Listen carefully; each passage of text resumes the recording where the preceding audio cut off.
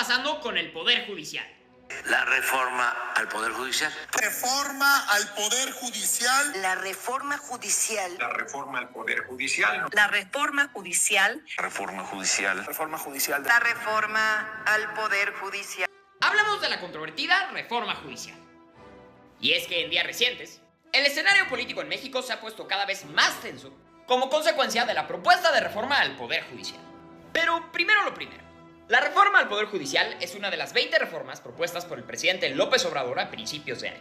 Esta busca dar un giro de 180 grados al Poder Judicial federal, pues de acuerdo al presidente López Obrador, se trata de un poder ineficiente, oneroso, corrupto y que solamente sirve a unos cuantos.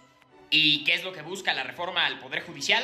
La reforma primeramente busca modificar la manera en la que son seleccionados los integrantes del Poder Judicial, es decir, los ministros, jueces y magistrados.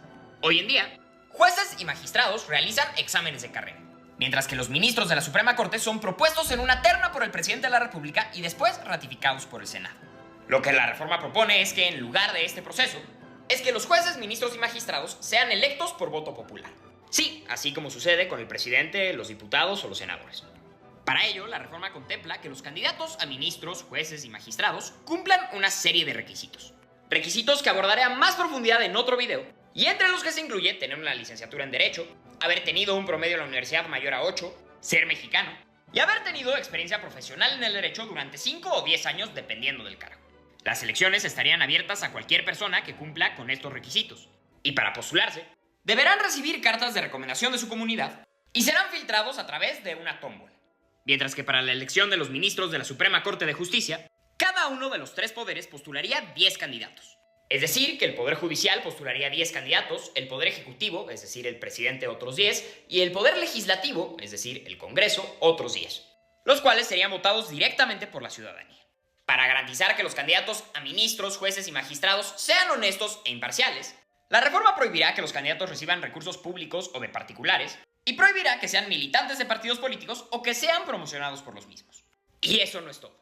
La reforma al Poder Judicial también contempla cambios como reducir el número de ministros de la Suprema Corte y su duración en el cargo, reestructurar a la Suprema Corte para que todos los asuntos sean resueltos en el pleno de la misma y no en las salas, reducir los sueldos de los ministros para que no puedan ganar más que el presidente de la República, acelerar los procesos judiciales y quizá de manera más ambiciosa, eliminar al Consejo de la Judicatura Federal, el organismo encargado de vigilar al Poder Judicial.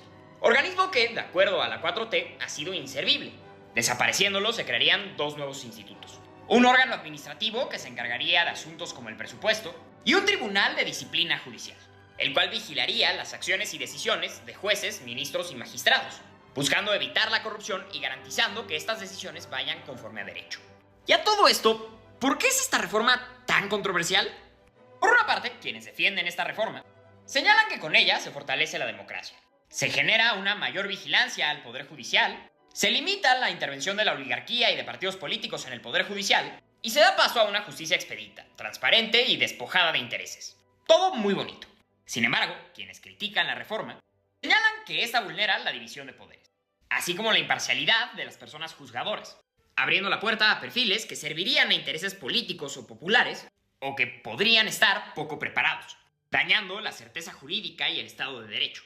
Con el argumento siendo que no siempre lo más justo es lo más popular. Lo cierto es que la reforma judicial es una de las más controversiales en la historia de México. Y quizá la más controversial en todo el sexenio. De que el Poder Judicial necesita cambios urgentes, no hay duda. Sin embargo, la discusión radica en si los cambios propuestos por la reforma son los que el país necesita. Por ahora, el dictamen de la reforma ya está listo. Y se espera que esta sea votada en septiembre, una vez que sea instalada la próxima legislatura del Congreso. Pero todo esto, ¿ustedes qué opinan? ¿Están a favor de la reforma? ¿En contra de ella? Los leo. Bonito día.